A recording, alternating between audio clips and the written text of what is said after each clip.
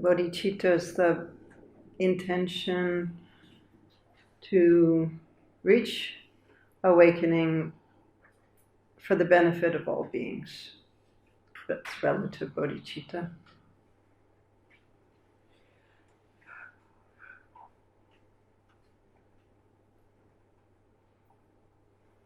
Thank you.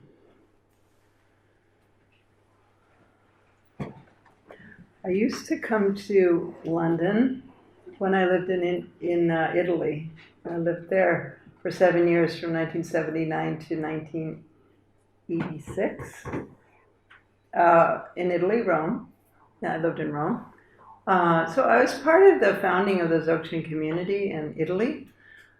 Found the land in Marigar, and was very fortunate to study with Namkha Norbu Rinpoche in those early days when the community was small. And also used to come here. And when the Dzogchen community would just meet in people's houses and practice together. And a lot of those same people are still around. How many are old Dzogchen community people here tonight? Julia. Few. Yeah, Colin. Yeah, we probably don't necessarily recognize each other since it's been too many years that we don't want to even think about how many. But anyway, it's great how this is now manifested here. So, Wisdom Rising. It's interesting, the book itself, because in a way the book is a convergence of a contemporary situation in the world and the ancient Vajrayana tradition from the 8th century. And it's also, it became a convergence because when I was writing it, all this hadn't happened. What's happened with women in the last, even just last year or so, right? So we're since 2016 mainly. I don't know how you feel this in the UK, but we feel it a lot in America because we're dealing with Trump all the time. And so I read an article recently of the how Trump has inadvertently, supported the women's movement because it's really galvanized people to action because, there's real threats to basic things that were changed and developed a long time ago. But anyway, so the book has that sort of meeting of that current situation, as well as it's really a deep dive into the Mandala principle and the 5 Buddha families, and all oriented around the mandala of the 5 Dakinis, which I will teach tomorrow. But tonight I want to just give you a little bit idea about the book, and then maybe we'll have some slides and some questions, discussion. Does that sound good? Yeah. So I start the book talking about the way that the destiny of women and the destiny of nature has been tied together historically. So when women have been abused, so has nature. And when women have been not abused and honored, and the feminine has not abused and honored, so has nature. And so this parallel situation has happened throughout history. And so right now, we're in a moment of where the extreme abuse of nature has brought us to, I hate to say it, but I guess you could say the brink of extinction, or at least a very dire situation, right? The hurricanes are getting stronger, and the flooding is more, the heat is increasing, and so on. I don't have to tell you all that. We know, right? But also the situation of women is in that similar situation. And so my question is always, what can I do? What can I do to make things better? Not only to teach in Buddhist teachings, but what can I do to help the world, to help the world situation? Is probably everybody's thought, right? What can I do? And so it sort of co-emerged, the situation that we're in now in the world with women and nature, and the book. And so I'm going to read you a little bit from the book. Does that sound good? Here's something.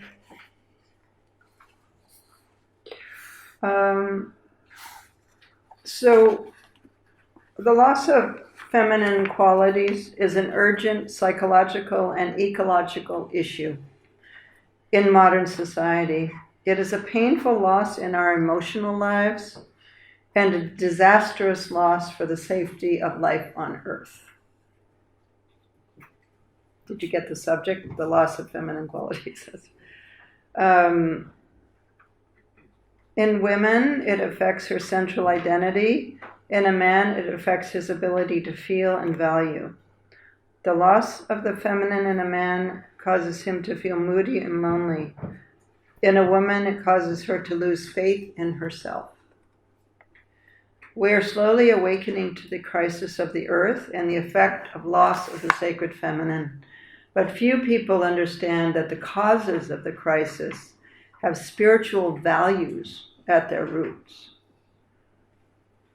Values of the sacred as immanent, imbued in all life, and all life as interdependent.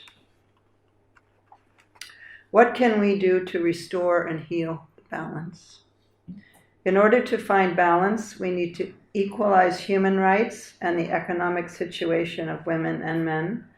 We must move away from religions that model male dominance into spiritual models of partnership and respect for our planet.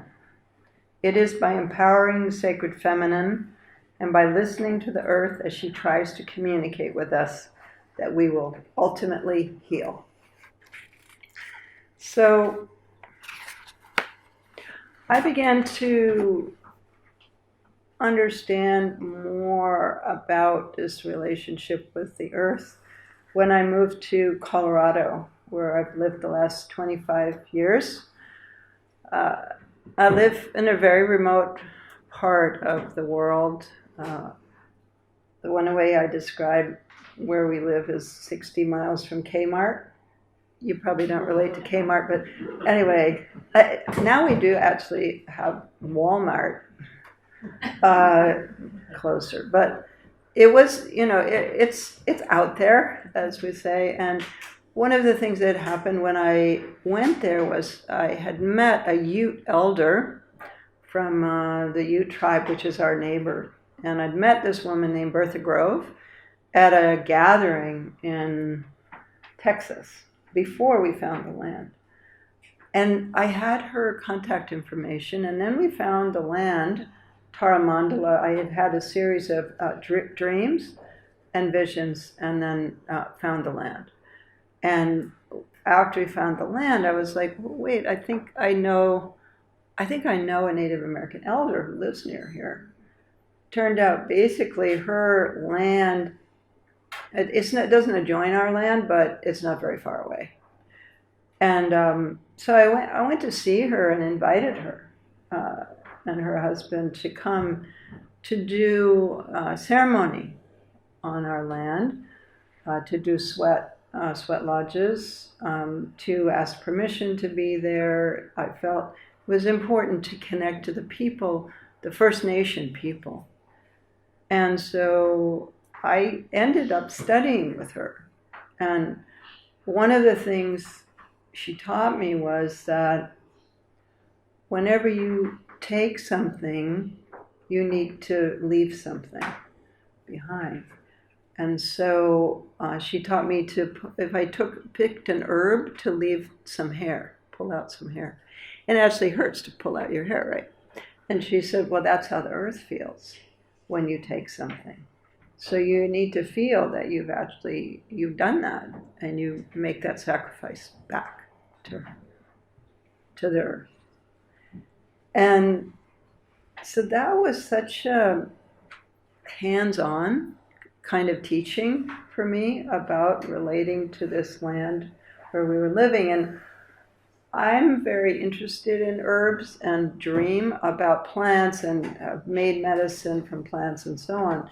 So I began to do that and really studied under her, doing that in that area. And then she also taught me another thing, which is don't take the strongest plant. If there's a group of herbs, don't take the biggest one. Take strong ones, but leave the strongest ones, because they become the genetic sort of base for the next generation. If you take the best and the strongest, then you weaken the next generation. So there's a really practical ways to learn about how we are with the earth. And so living as I have now, we lived for 10 years with no buildings, just with tents and teepees. Now it's pretty fancy, as you'll see. We have a 3-story Mandalic temple, and so on. But anyway, we lived on the land for a long time and really got to know the way the currents of cold air and warm air moved, and the way the animals moved through the land. There's sometimes herds of 300 elk coming through, and elk are really big. They're like deer, but they're like reindeer, I guess. It's very similar. So really amazing bears and mountain lions, and a place that's pretty intact. So that's where I live. And meanwhile, the rest of the world is going on. And so I really felt like I've been there for 25 years now. It's time to come off the mountain and bring whatever wisdom I can and apply it to the current situation. And so what in Wisdom Rising, what I propose is the mandala principle itself, 5 Buddha families, 5 Dakini families, as a template of wholeness and as a practice of empowerment, empowerment, so that by placing the psyche in the mandala, we create an experience of wholeness in our psyche that's healing. Otherwise, we're living in a fragmented way, with our thoughts leading us, our emotions leading us. But when we place ourselves, of course, in any meditation has this effect, a mindfulness meditation or vipassana or Dzogchen practice or Yidam, deity yoga, whatever. It's always about creating a stopping point to turn the discursive mind around to rest in wholeness, one way or another. So the Darkini Mandala, which is what I'll teach tomorrow, is one of those templates of wholeness. The mandala. And the mandala for me was actually my gate into Tibetan Buddhism. Was that true for any of you? The mandala was sort of how you found your way in? Anybody? I did the similar book with Chinese acupuncture because it's very similar, the elements, and I understood the world better. Yeah. So anyway, the mandala for me was the gate. And I saw this book when I was 15 of Carl Jung, that had Tibetan Mandala on the front. And I was looking at it. I'd never seen anything like that. And I looked into the middle, and I knew that this was not just a painting. I knew it was a journey, I guess you could say. I knew that center of the mandala was supposed to take me somewhere. And it did. It took me to India and to Nepal, and I ended up being ordained in 1970. I was the first American Tibetan Buddhist nun. And it was really all through the mandala that happened. Because I followed the mandala, and I was a painter at the time, artist, and I wanted to learn how to paint mandalas after seeing this. And so that's what I went to Dharamsala to try to learn. And then they said, well, that'll take about a year just to learn the measurements of one mandala. And I was 19, and I was like, no, I'm not going to do that. But it introduced me to the Tibetans and ultimately to Dharma. And so I'd like to read you a couple of definitions of mandala. Both the definition, Jung's definition.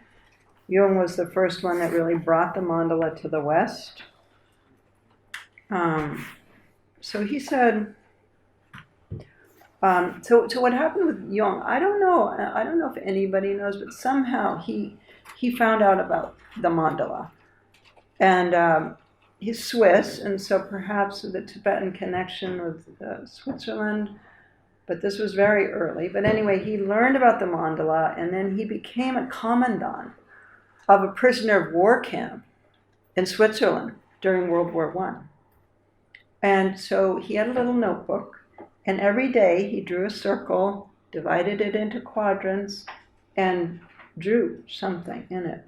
And then he let that reflect his state back to him, his internal state. And he said literally, this is what kept me sane in that situation.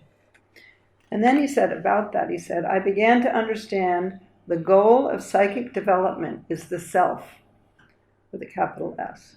There is no linear evolution. There is only circumambulation of the self. This insight gave me stability, and gradually my inner peace returned. I knew that in finding the mandala as an expression of the self, I had attained what was for me the ultimate. And then he said something else, which I think this is important for now, for us. Mandalas usually appear in situations of psychic chaos and disorientation. The archetype thereby constellated represents a pattern of order, like a psychological viewfinder, marked with a cross or a circle divided in four, superimposed on psychic chaos, so that each content falls into place in the weltering confusion, and the weltering confusion is held together by a protective circle. So that's Jung. And then the mandala, actually, Sanskrit, the word means circle. It can also be interpreted as manda, meaning supreme or best, plus la, meaning the marker or completion, combining to denote the place that holds or contains the ultimate essence. The place that contains or holds the ultimate essence. So, we have bodies, right? And we have minds. And our mind rules our body, like drags it around and takes it places. And our body also influences the mind. So this is always happening. And so the mandala is really a psychic home. And in the Tibetan tradition, you're not looking at a mandala on a wall, you're in it. You're in the middle as the central deity with the four retinue around you, and then if it's more deities, there's more. So it's creating an experience of wholeness, which we can heal in. And so the mandala became a healing tool in Western psychology, and there's various studies which I cite in the book of, like, for women just diagnosed with breast cancer, working with the mandala, or children who have been under trauma, working with the mandala, and all the way it's been proven to as a therapeutic tool. And so what I wanted to do in the book was to make the mandala and the meaning of the mandala in the Tibetan tradition accessible to everybody, to the world. This is a mainstream book. It's Simon and Schuster. It's going out to hopefully help people in this time, because it provides us background and history, but also method and meditations and practices that are in the book. So I think I'm going to show you the slides now, and then after we can do something else. Does that sound good? Yeah. Okay. Well, this is obviously the cover of the book. Do I press the down button or the side button? This way? Okay. Do you know who that is? So this is the age that I was when I was ordained, 22. And so this is really the age that I found the mandala. And I put this in also because it was such a key period of time for me as a woman. I was celibate as a nun, and I had, before that, kind of based my life on what my boyfriend was doing. And so it gave me a wholeness as a woman, for a young woman, to not do that for a while. I went back to doing it later, no. But anyway, I didn't for a while. And then, and this was the time when I really met the mandala. And this is where I lived as a nun. The first place I lived. Do any of you recognize that? Where is it? Swayambhu, yeah. The Monkey Temple in Kathmandu. And so I lived in the place that this picture was taken from, although I didn't take this picture. And so I lived with this stupa day and night. And it was a day and night experience because people were there a lot of the time, all night. People were there doing pujas and so on. And it was my experience of a sacred place, my first experience of an active sacred site. And, you know, we had churches in New England, but we didn't have sacred sites. And it was a mandala, and there was a lama there who used to circumambulate with me, and he taught me the 5 families as we walked around, because those little niches have in them the statues of the 5 male and 5 female Buddhas. And so this is where the mandala awakened in me. The stupa, just for those that don't know, has a tree in the middle. The tree is called the Sokshing, or the tree of life. And around that tree are wrapped the main relics, which are the most important thing in the stupa. And then there's lots of other blessed things in that big white dome. And so really what's important about a stupa isn't what's outside, it's what's inside it. And so I was actually living there when ring cell came out of the stupa. Do you know what ring cell are? Heard of them? They're little, they look like little pearls. They're white. And sometimes they're big and they have bumps on them, and then those bumps come off and they reproduce themselves. And His Holiness Karmapa, 16th Karmapa, had been there for the first time in 13 years and had done a big renovation of the stupa. And so many people thought the reason this ring cell came out of the stupa was because of that. But in any case, one morning, there was all over that walkway around the stupa, there were these white things. And I never knew what ring cell were. And I saw the main Lama, who never came out of his room, was crawling around in the ground in front of the stupa. And so I was like, wow, what happened? And I thought something had broken at first, because they were all like, it looked like they were trying to find pieces of something. But anyway, it was these ring cells. So ring cell are relics from the body of the Buddha, or a Buddha-like being produces ring cell either at the time of cremation or just coming out of their body. I was with a Lama in Texas, and I was a really great Lama from Tibet, and can't say his name because of his situation in Tibet, but he was just kind of itching, and in this belt area. There's a rub like this, and then all of a sudden he had a handful of ring cell in his hands, and so they just had come out of his body, like, yeah. Okay, this is in Tibet. This was the first time I had seen a mandala in situ in Tibet.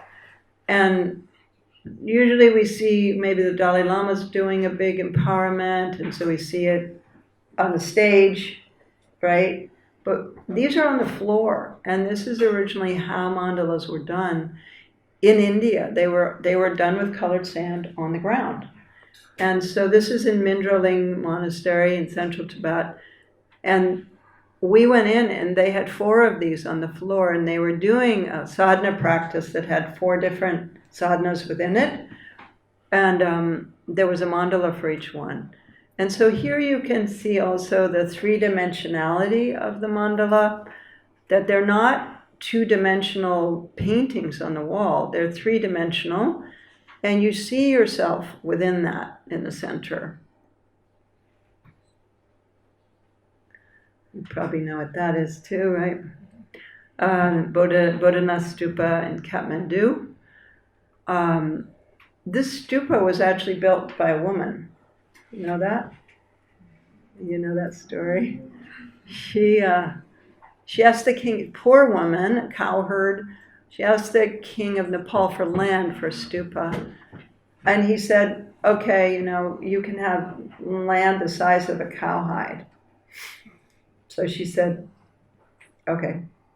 And then she took a cowhide and she cut it into tiny little strips. And then she glued them all together. And she said, okay, this is my land. And she was able to make this biggest stupa, obviously not by herself, but I thought that's amazing that this came from a poor woman and her ingenuity, really. This is the temple at Tarmandala. It's 3 stories, as you can see, and it is a mandala itself, with 4 doors in the 4 directions, and it's 3 kayas. So the top is Dharmakaya, an open space, and then that second floor is the library, speech, because it's Sambhogakaya, and some offices, and then the bottom is the main temple. This is a mandalic structure. And here's a Tibetan mandala in a miniature form. So you can see again here it's three-dimensional. And this is a painting that I put in the book by Hilma af Klint. Any of you know about her? She's Swedish artist. She died in 1943, and she was actually the first abstract artist. Period. She was before Kandinsky and everyone else. And she was visionary. She went into seances with 4 other women and meditated essentially and saw visions. And her visions look very much like Togyal visions, and a lot of tegles and things like that. And she was told by Rudolf Steiner, who was her teacher, that her work was too advanced and it should be hidden until at least 20 years after she died. And so she put it away, and it ended up being 40 years, and then they brought it out in Sweden. And I think there's been an exhibition, I heard, in London of her work. Did anyone see that? You saw it? Yeah. She's beginning to be more known. Her canvases are huge, and they're really very extraordinary. If you haven't seen them, look her up. It's Aft, like AF, and then Klint, like KLINT, like Klimt. But Mandalic paintings. This is a painting of a vision that my husband and I saw when we conceived our first child. We both saw the same thing, but it was brilliant light that came into us. And we compared notes and then we painted it together. And a time I didn't know that I had conceived, but I knew that I'd seen this bright light that looked like this, white on the top and red on the bottom, with the blue and that part that goes down, and so on. And he had seen it too. And so in Tibetan tradition, the red is the feminine and the white is the masculine.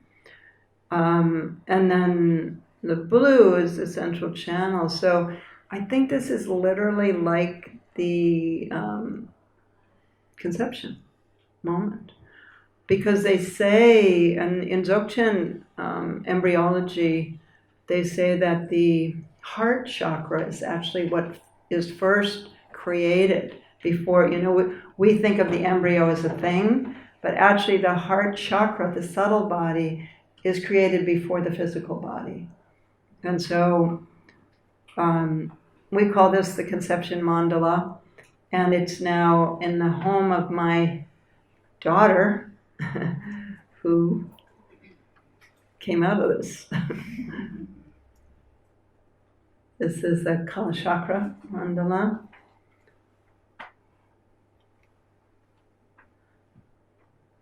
And this is painted by Jung, a mandala from the Red Book.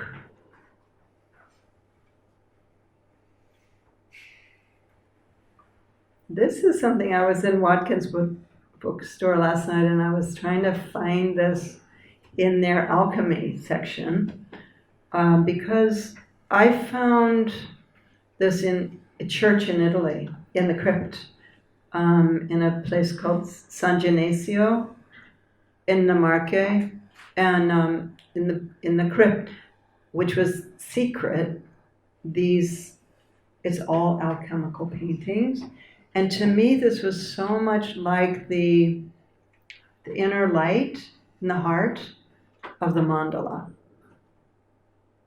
and the container of the body around that, of the life tigle in our chakra. Isn't that amazing to see that in a church? I couldn't find it in that book, but I didn't have that much time to look either. Yeah, they have a lot of good books there. This, obviously, Western Mandala, a rose window. So one of the things that I noticed in looking at mandalas is that they bring you to an experience of wholeness just looking at them. And so we have these little mini mandalic experiences all day long in our lives. Right? That's a mini mandalic experience. And I believe one of the reasons we love flowers so much is because they're mandalas. And they bring us to wholeness. It's not just that they're pretty, but they actually give us a certain experience. This is a medicine wheel in Wyoming, up on a mesa. You can see the trees are down below. And this was a peace gathering place where the tribes would come to make peace, and there was never any war in this place. And there's 28 spokes coming out of it, like the moon. This is a painting by an Aboriginal woman from Australia. While I was on my book tour in America, I went to an exhibit of Aboriginal women's paintings. And we saw this. It's huge. It's like almost the size of that whole wall, and it's longer this way, but this is the center. And they paint with sticks and with earth pigments. But again, it's the mandala. This is an everyday mandala. Italian mandala.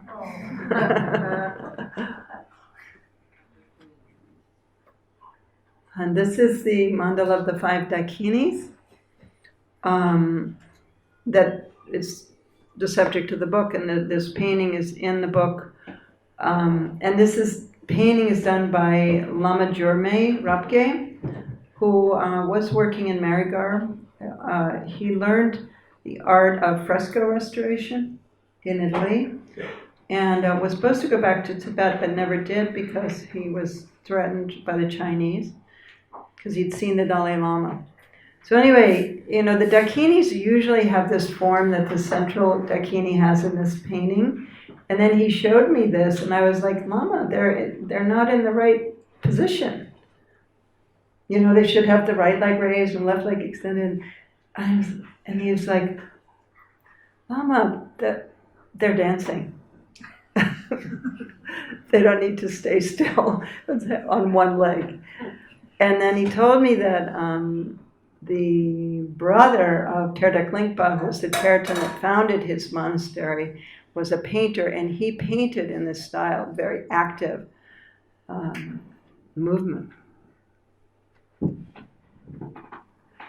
And this is what she holds in her raised right hand. It's a trigu that cuts through dualistic fixation. And she holds this in her left hand at her heart, the cup, not that whole thing, but the skull cup. And in it is blood, and it's the blood of transformation of our karmic history. So, when we say we have a genetic disease, that's our blood karma, and that's what she drinks. It's become nectar, our blood karma. This is the Katvanga, which is what she holds in the crook of her left arm, and it symbolizes the inner consort, her inner masculine. And that's the whole thing. So the male deities have one of these two, and that symbolizes their inner feminine. So I like this idea that sort of like in the yin yang, you have a little bit of the yin and the yang, a little bit of the yang and the yin. This is her consort, and that's her that's a central one with all of those accoutrements. And these are the seed syllable of the Dakinis.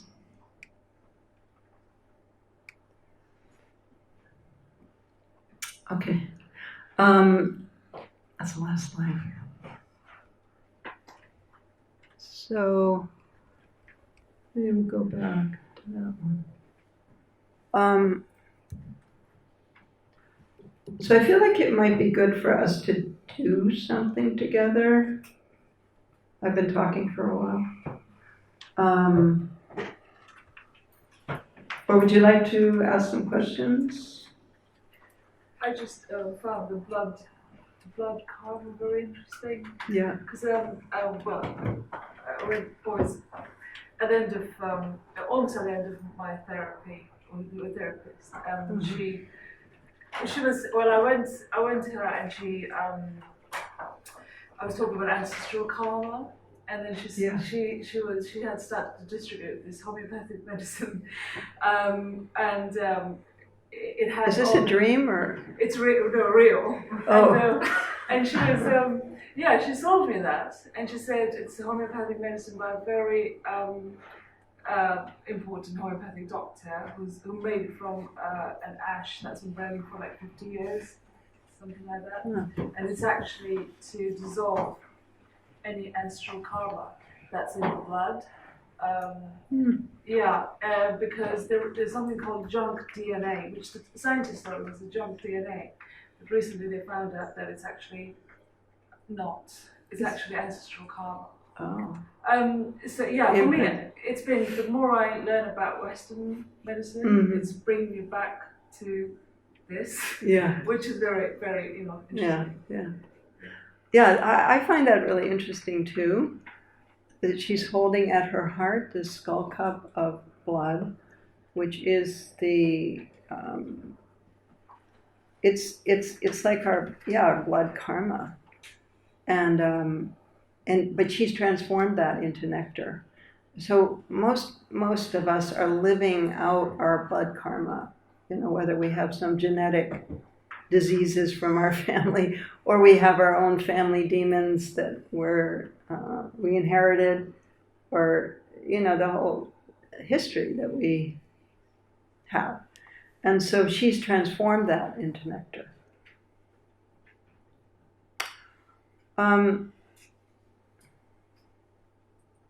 So I think what I'd like to do with you is to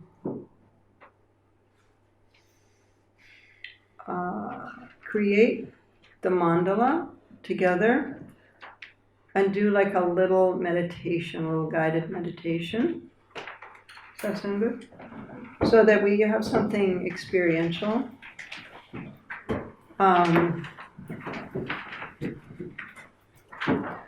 Okay, so we'll do this with our eyes closed. Get comfortable.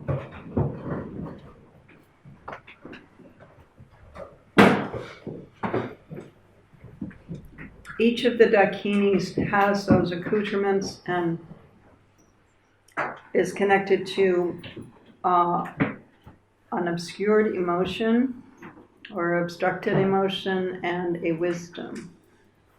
And so what I'd like to do is to meet the 5 families and meet the 5 Dakinis through sound and color.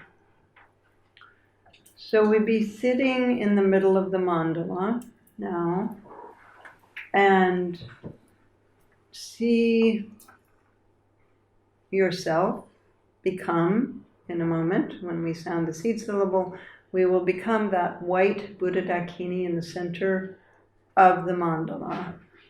And so this is the transformation of the encumbered pattern of what's called ignorance or non-recognition, which is spaciness, depression, vagueness, procrastination, denial. And so take a moment and feel in your own body those emotions, or how you live that particular pattern. This is connected to the element of space.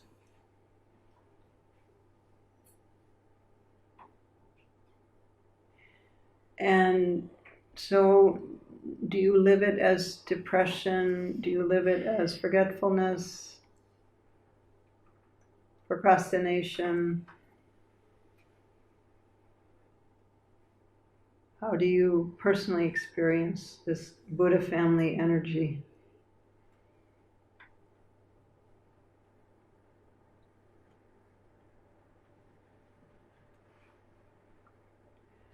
And now we'll sound the seed syllable BAM, B-A-M, and that's her seed syllable. And we will become her. And allow that emotion to transform into the wisdom of total space, all-encompassing wisdom. So we'll sound the seed syllable BAM together and allow our bodies to become the white Dakini, the Buddha Dakini.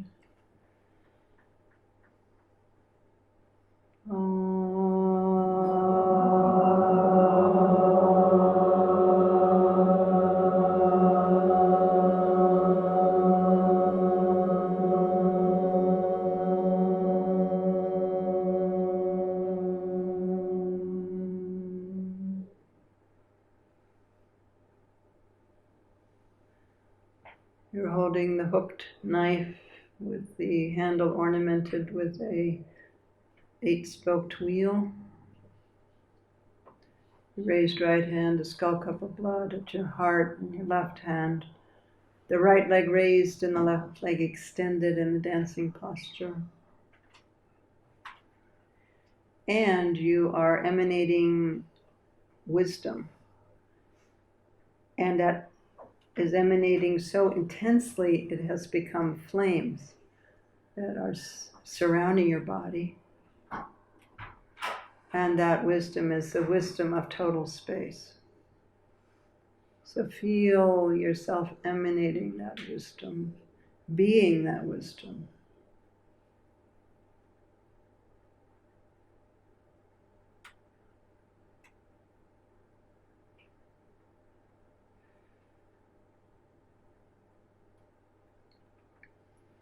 Coming out of you so intensely, it's becoming flames.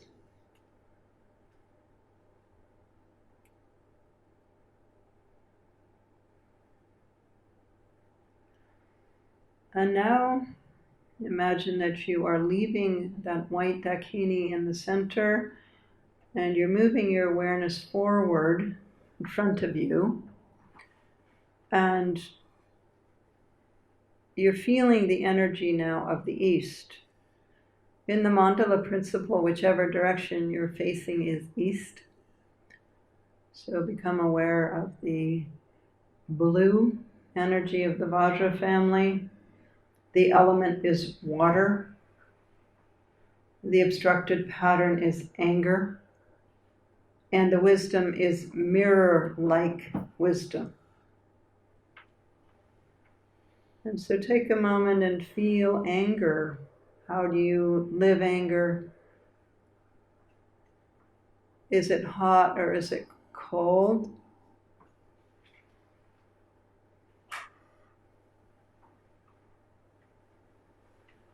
Do you get hot when you get angry, or do you cut people off and become cold and icy?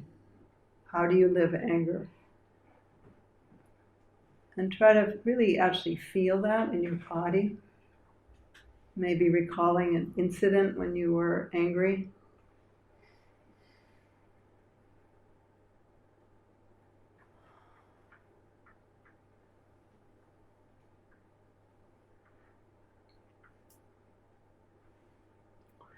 And now we'll sound the seed syllable of the blue Vajradakini, which is Ha, H-A, and allow our bodies to become her body.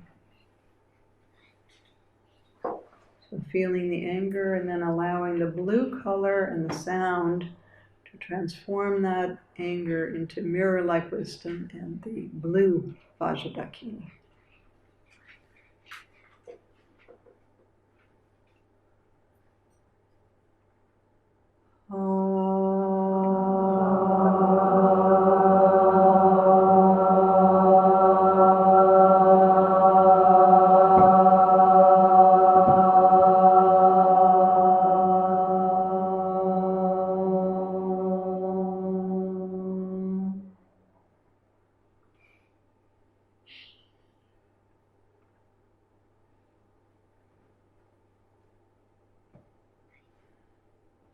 You're holding the hooked knife ornament with the Vajra, like the one we saw in the image, the slides. And the raised right hand cuts through dualistic fixation. You're holding the skull cup at your heart. If you feel like it, you could actually use your hands and hold the knife and the skull cup at your heart. Just feel it a little more somatically. And you're dancing. And blue. And the energy of wisdom is coming out of you so intensely. It's forming flames of the wisdom like the mirror. That clarity of the mirror.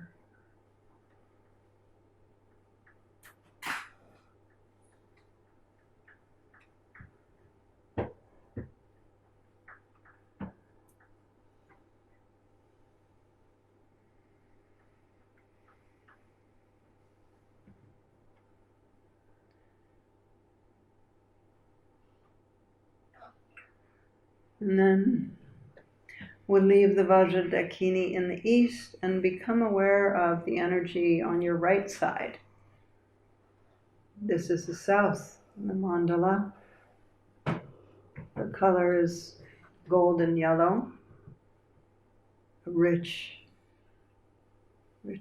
fertile yellow. The element is earth.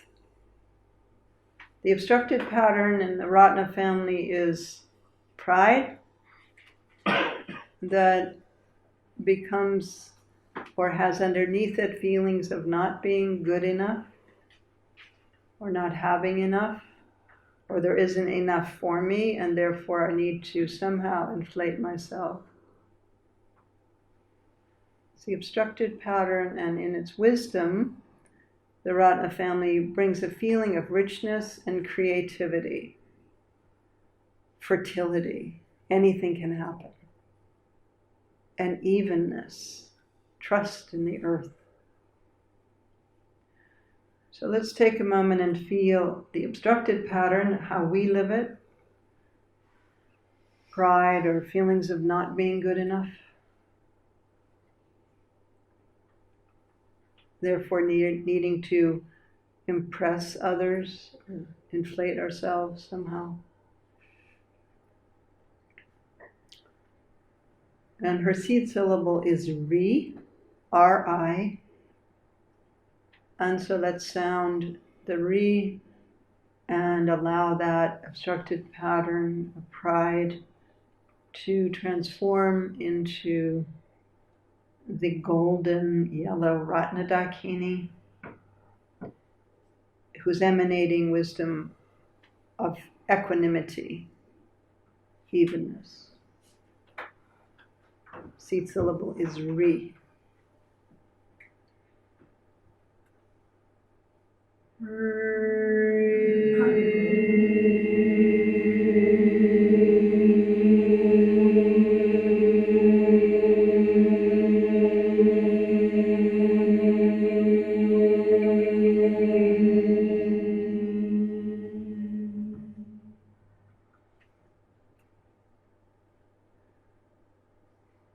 The wisdom flames are pouring out of her so intensely. Wisdom of equanimity.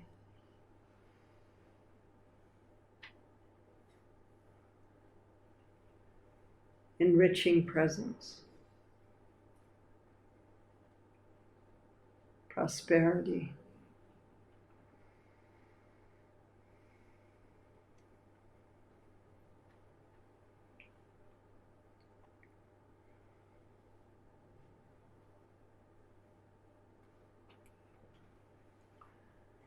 And then behind you, become aware of the west. Here the color is red. The element is fire.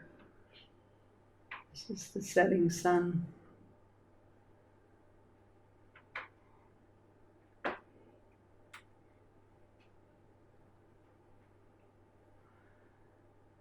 The obstructed pattern of this family, which is the Padma or lotus family, is of desire, craving, grasping, and this has to do with relationship. With the Ratna, it's more grasping at material things, consumerism, but with Padma, it's the longing for that other who will complete you.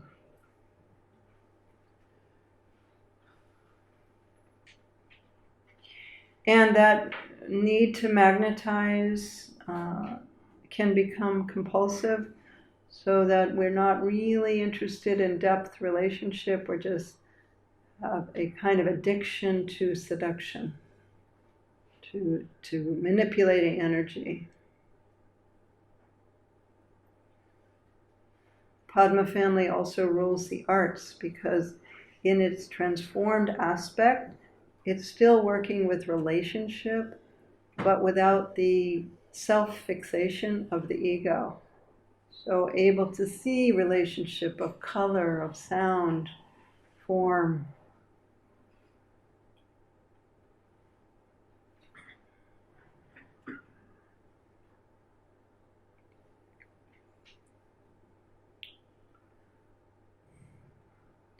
So her seed syllable is ni, N-I, and her wisdom is the wisdom of discernment, the ability to know the difference, to make distinctions,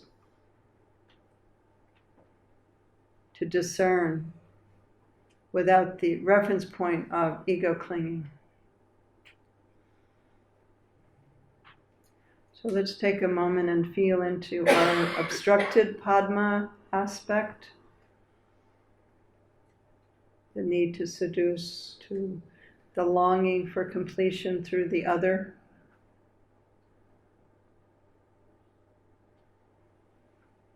The addiction to that.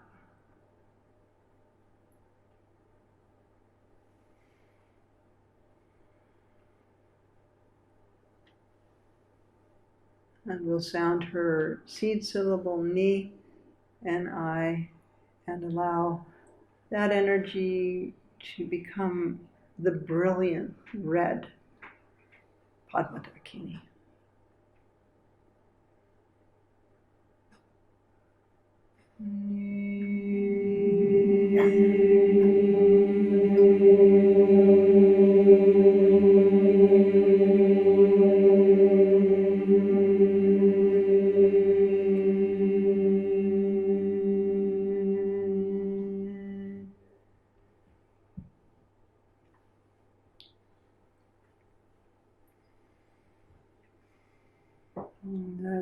She's already fire, she's the element of fire, and then she has the wisdom flames beyond that, the wisdom of discernment.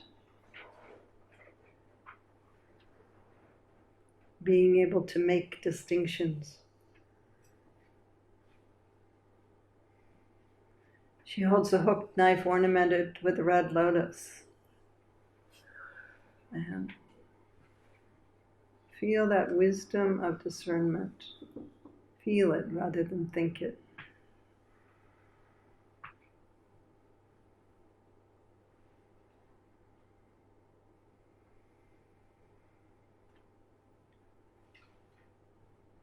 And then leaving her in the west behind us. Become aware of the left side of your body. This is the north. The color is green. The obstructed pattern is jealousy and envy, competitiveness. The element is air. And the wisdom is all accomplishing wisdom. The karma of family. This is karma family. Karmapa is named after this family because of his skillful activities.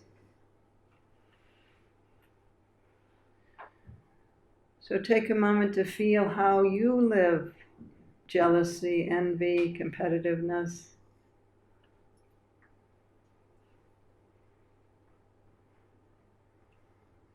How is that for you? A workaholic tendencies, being out of breath, rushing, feeling you have to catch up, everyone's ahead.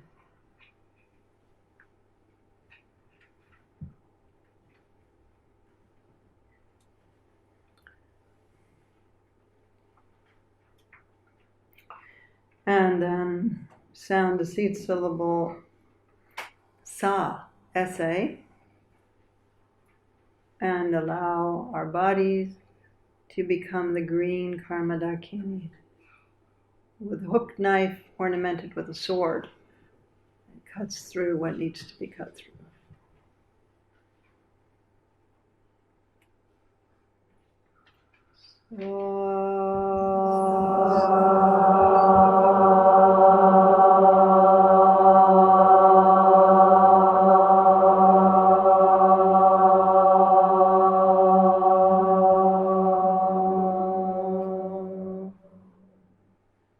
Wisdom flames pouring out of your body, all accomplishing wisdom, being in the flow rather than the force, being in synchronicity.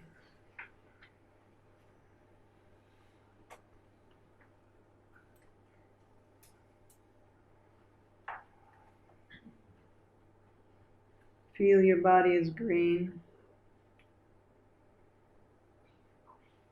Emerald green.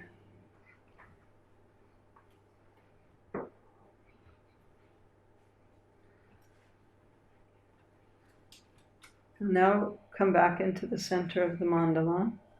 Mentally come back into the Buddha family in the middle, the white family where we began. And take a moment and feel the mandala of the 5 Dakinis. The central white Dakini, the blue Dakini in front of us, transformation of anger into mirror-like wisdom.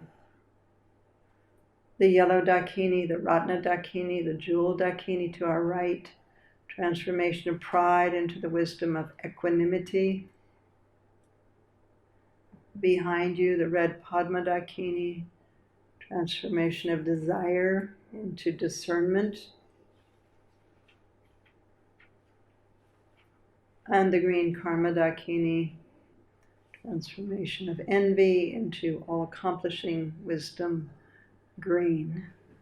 And in the center, the white Dakini, transformation of ignorance into all-encompassing wisdom. So try to feel all those wisdoms at the same time. All-encompassing mirror, equanimity, discernment, accomplishment.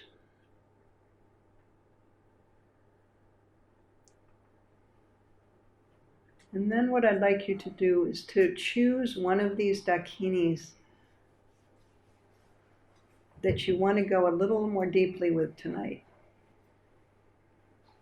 Choose one of the directions where you can stay with the central one. And feel which one drew you tonight, or where you could really recognize yourself or your issues.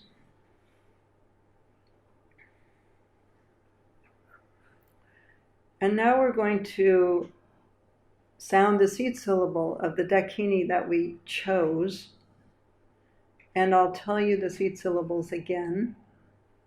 So the central one, white, depression, spaciness, is BAM, B-A-M. And the Vajra is in the front, the blue. Anger is Ha. The feelings of not being good enough and so on are Ri, and to your right, south, yellow, Ri. Behind you, red, Padma, Ni, N-I. And to your left, Sa, S-A, jealousy and envy into all-accomplishing wisdom. So what we're going to do is simultaneously sound whichever syllable you've chosen, of which Dakini, and I'll sound the central one of Bam, but you sound whichever one you chose to work with. And as you do that, become her again. And if it's Bam, you can use Bam. So again, Bam, Ha, Ri, Ni, and Sa. Just sound one.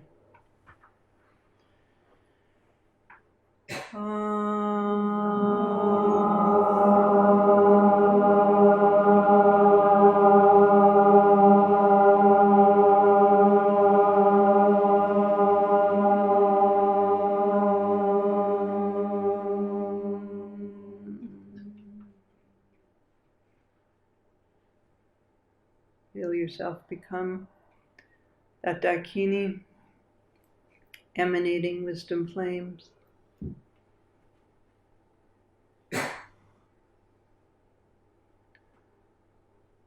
And now your normal self appears in front of the Dakini.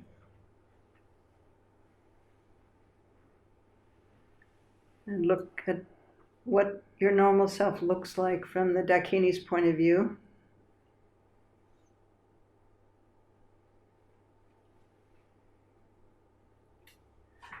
And now the Dakini begins to take you somewhere. You follow her. Your normal self follows her.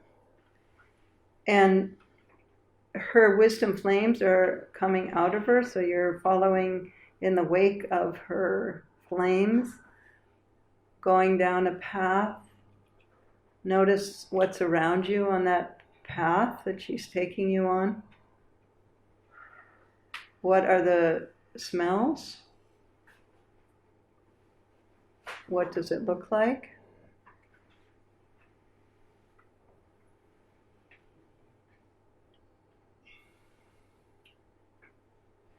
Keep following her. She's taking you somewhere. Notice the path.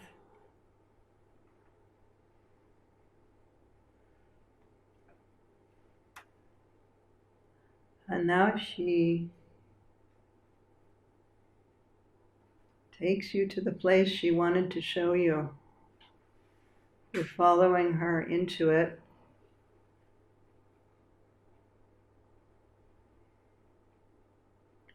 Notice what's around you in this place.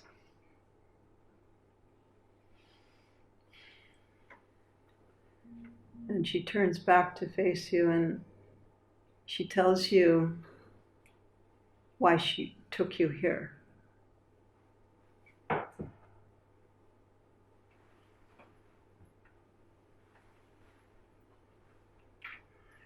And now you, in turn, your normal self, look at the Dakini with her three eyes of wisdom, and her flames, her luminosity, and ask her a question.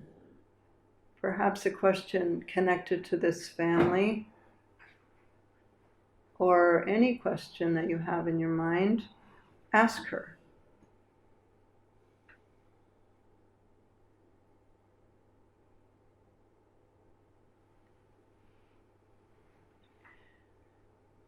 And then imagine that you change places and you become her.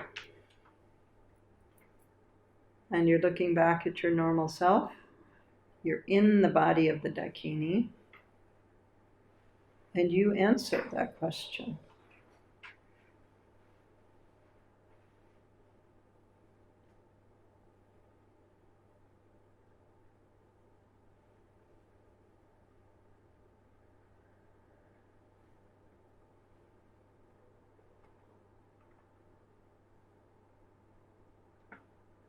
And now come back into your normal body, seeing the Dakini in front of you again, inside the space that she's taken you. And then she turns away from you. And when she turns back, she has a gift in her hand. A gift for you. Notice what that gift is.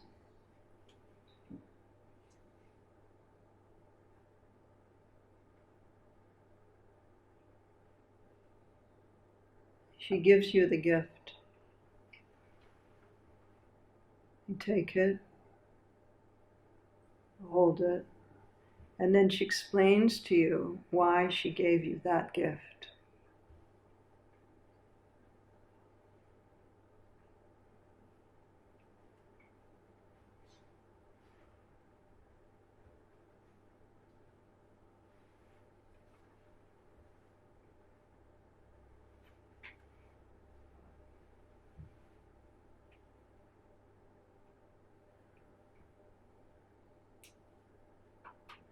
And then that gift that you have in your hands dissolves into your body as light, as luminosity that is perhaps the color of the gift.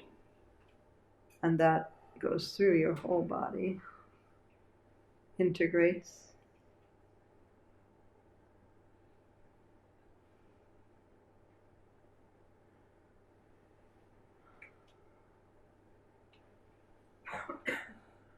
And then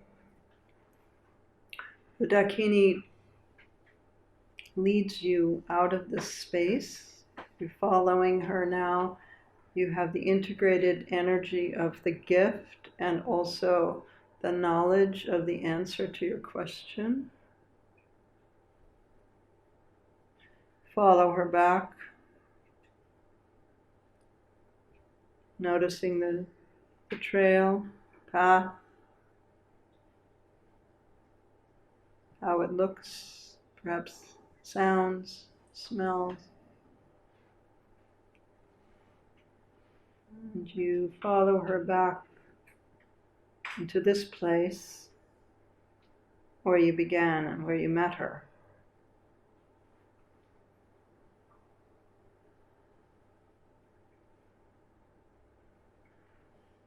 And now your normal self dissolves into the Dakini. You dissolve into the Dakini.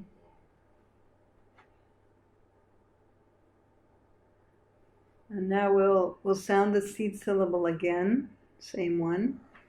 And as we sound that, the Dakini dissolves into light, and then simply dissolves, and you rest in whatever is present after the dissolution. Just rest. So we'll sound the seed syllable again and dissolve.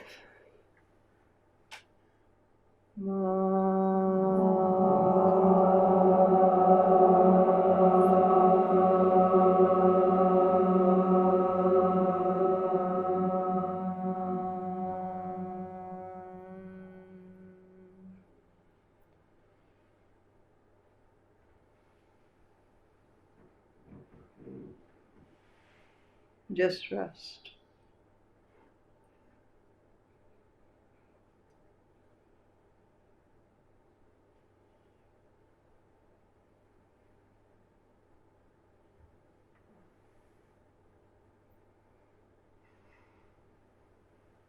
And then we'll come back into our own bodies.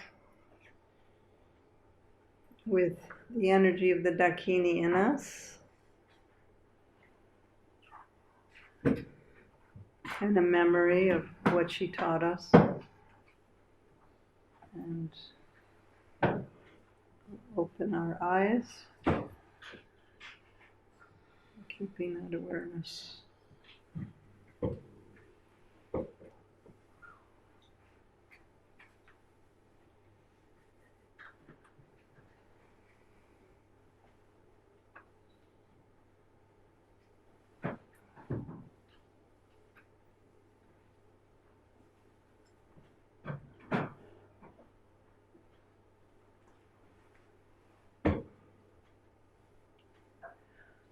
So I thought we could, to end tonight, maybe share a little bit of your experience with someone sitting next to you. You don't have to tell everything, but perhaps just something meaningful to you in your experience. We'll take maybe like 3 minutes for each person. Will just be one-on-one, and if you don't have anyone to talk to, raise your hand, look around and find someone. So find someone, and then we'll whisper, otherwise it's going to get very loud in here. And yeah, maybe a way to meet someone new also. So turn to someone near you. Raise your hand if you don't have a partner.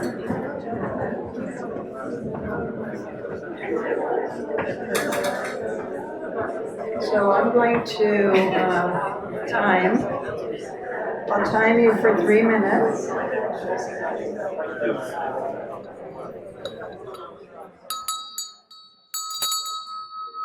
I just want to say one thing before we get started. This isn't a discussion group. It's one person speaking, the other person listening, and then the other person speaking. So it's not, we're not just talking about the experience. So I'm going to time 3 minutes per person. So it's really just witnessing their experience. Thank you.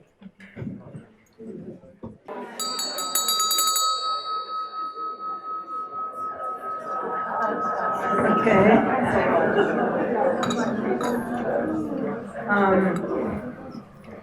So the reason why I had you do that, sometimes when we have an experience like this, it goes where it's almost like a dream. And if we don't talk about it or write it down afterwards, we forget it. It kind of goes back down into the unconscious. So it helps to speak about it and be witnessed, or perhaps write about it. So before we end, I want to read you a little quote about the Dakini. The Dakinis tend to push us through blockages. They appear during challenging, crucial moments when we might be stymied in our lives. Perhaps we don't know what to do next, and we are in transition. Anybody in transition? Oh yeah, that's why you're meeting the Dakinis. So thanks everybody. Lovely to share some time with you tonight, and I think they have some nice refreshments here. And I'll also be here signing books if anybody wants that. Thank you.